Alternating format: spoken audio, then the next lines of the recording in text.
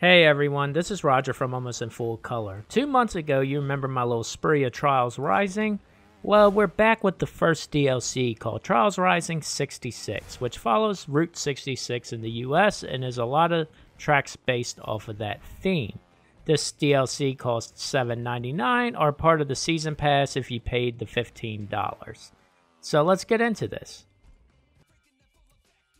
So before we start talking about the tracks and all, I want to talk about the new outfit you got, and that was the football uniform. We're a little late to the party on this since football season's over with, but this is a North American themed track in the US, so football is the main sport, or gridiron if you're in the UK. And this is a pretty basic suit, which I actually do like a lot. I like how you can customize the helmet and make it cooler. I did a little outfit changing with the jersey here. So that was nice. So that was a little touch that was a bonus to this DLC. Now let's get to the heart of the DLC by looking at the tracks we got. So the DLC is divided into 2 leagues, 66 rookies and 66 pros. And this came to a total of 24 tracks. Like I mentioned earlier, this is based off of Route 66 in the US. So the theme of this is stuff you would kind of find either on or near the road. So there's a lot of cars, tires, for obstacles there, and then construction sites we had, various buildings and cities also popped up, so it's kind of that theme. It made it feel very US and like you were actually going down the road, and I did like the feel of the theme for this, so that was pretty cool. I want to go through 3 of the standout tracks to me on each of the 2 leagues, so we'll start with Route 66 Rookie section. So the first track I actually played was one of my favorites, Demolition Day. This was a pretty good course that just kind of introduced you to the tracks everywhere. We got to see we're on a Demolition Derby style track with cars going around, a lot of tires, and everything there. And this kind of was a good opening theme of what we expect from the DLC. While this is going on, I do want to apologize. I played all this the first day of release, and it seemed like some of the graphics weren't quite there in the background. That was a little fault of the game. Not sure if that was my fault or just how the game came out on the first day. But it was minor to me, so it wasn't that big of a deal. So this was a nice little intro course for me to play. The next track I fell in love with was Ghost Town. So here you're in like a old ghost town, hence the name. And I kind of like the feel of this. This was very eerie feeling, and I liked that a lot. This was one of my favorite tracks because it had nice transitions, and later on in the video I'll talk about my other favorite part here. But overall I kind of like this theme too, and this was like a standout that didn't match the whole DLC theme, and I think that's why I remember this course the most. Next up we had Seaside Promenade. I like this because it was you were on a dock or pier more or less, and it was very good transition wise. Here I'm messing up a little bit, but you can see you can get nice lines in this course, and it was very vibrant. I kind of like that for some of the Trials courses here. And we had some of these like half flips going on. Again, another fun course to play. These first 3 courses was part of the rookie section, so these were all like medium tracks. They weren't too bad, but I enjoyed them a lot. So these were the standouts here. So now let's move on to the 66 Pro tracks and 3 of the standouts for me there. First up is Pit Stop. I enjoyed Pit Stop a lot. This made you drive very fast because as you see here, there's a bunch of fire and oil, and you're constantly on fire. And if you never played Trials, if you're on fire, that means you will blow up very fast if you slow down long enough. So you have to kind of constantly keep moving. And there was a good set of obstacles. Again, these pro tracks were all hard, so this was a challenge. So anytime you got to a checkpoint, you were like a little bit not on fire until like 2 feet into it, or you started on some of the checkpoints. Overall, there was a lot of good challenges here. I kind of like the use of barrels, and the tower at the end, the tower of tires at the end was pretty fun. That was just kind of cool effect they added to the game.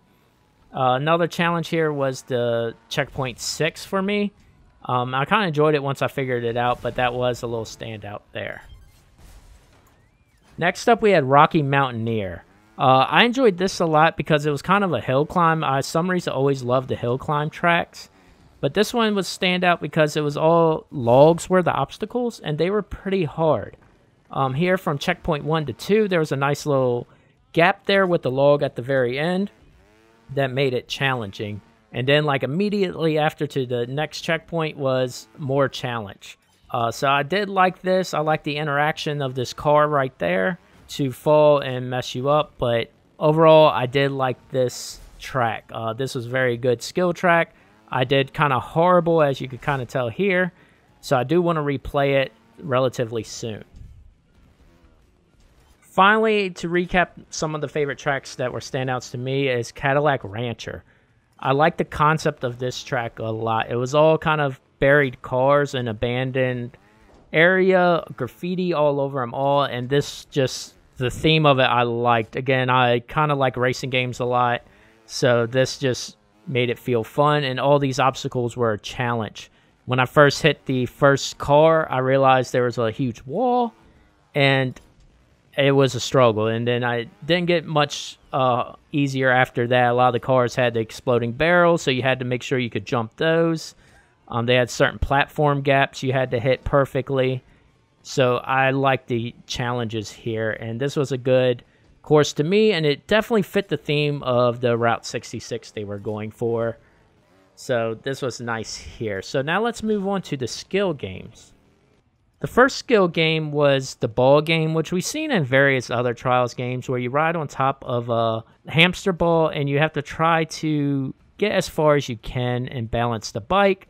There's a little difficulty here, but the big standout to me was what they call Trials Wars. If you remember BattleBots back in the day, which they actually did bring back a little bit, that was all your obstacles here, was all these BattleBots. You start off with the ramp bot.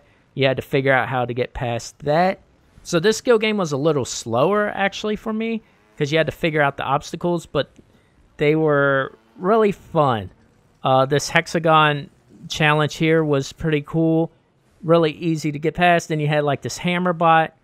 I enjoyed it a lot. I kind of want to get further into this because I want to see all the bots. I haven't made it that far yet, but I enjoyed this concept a lot. And I'll kind of end y'all here with this little buzzsaw bot here. That was kind of cool. So overall, this DLC difficulty increased. The hard tracks you kind of saw earlier, I felt like they were harder than the base game maps. So the extreme tracks, they did add 2 of those. That's the last of the 24 tracks that were available, and these were way harder than the base ones. I actually had to kind of cheat them and use the helium for both of them to beat them. If you never played Trials, the helium is the pedal bike, which is almost like glue on the tires. It, some reason, just sticks to everything, and that is the big advantage there. So anytime you hear like, oh, you had to use the helium to beat the extreme courses, that's kind of talked frowned of, but for some reason on these ones, I had to do that. The first one's the plane graveyard, which I'll show the attempt I had on the motorcycle. Checkpoint 2. That was killer to me. It was a very basic little incline to almost a 90-degree wall that you had to hit perfectly to land on top of this platform. And that took forever for me to get. That was the biggest roadblock I had here on the bike. And then I went on to the next extreme track, which was the Warehouse HD, paying homage to the HD game. So here I'll be on the helium for this one. And these were very challenging. They were hard. I don't have much to say about the Warehouse one. I did get stuck at checkpoint 2. Evidently, checkpoint 2 was a theme here.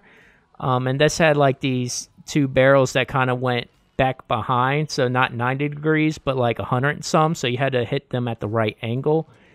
Overall, my favorite obstacle here was the little ramp to the 2 pipes. Because once you like hit them perfectly, like it just looked so smooth once you landed it. Red Links got back to their roots here by being more creative. They hit 14 squirrels again. So if you played the base game, there was a bunch of squirrels you had to find. And some of these squirrels had the common, let me go reverse at the beginning of the track. And it was like in this trailer, like in Cadillac Rancher. But now they actually did a lot of the cool stuff they did in some of the older games. So On the seaside track here, you had to grab this balloon off this ramp, and you had to dodge birds and bombs in order to get the squirrel, which was up ahead. This was a nice touch and made a little mini game. And speaking of mini games, there was another squirrel where you actually had to use this like old school 2D style racing game and beat the time on the clock to unlock the squirrel. There was 2 bonus tracks to get the squirrels actually in this one, so I'm going to show the one in Ghost Town here, which was kind of cool because it affected gravity as you went. So you had this nice little bonus course to go through while you were playing. So that was kind of nice. And another fun one that would stand out to me was this swinging ropes in the mountains, and you had to swing back and forth to get the squirrel. So that was kind of fun, and I actually failed here. I'll kind of end with that horrible fail here. But overall, for $8, I enjoyed this a lot. You have to like trials. I know this is kind of a unique game style, so if you never played it, I do recommend getting the base game still at $25. And if you like that, you can get 24 tracks, and you'll kind of get to feel how these tracks are. But $8, I do think this was worth it. I have a lot of replay value because you saw me mess up on a couple tracks actually doing this video. So I have time to kind of catch up and get better. But overall, I do think this was worth it. I'm excited for the next DLC, which I think is supposed to come out in 2 months' time. And that's kind of taking place in South America. So more jungle levels and stuff like that. I can't wait for that. Anyways, I hope you enjoyed this video. Please like and subscribe for more game-related videos. And I will see you next time. Hope you enjoyed the video.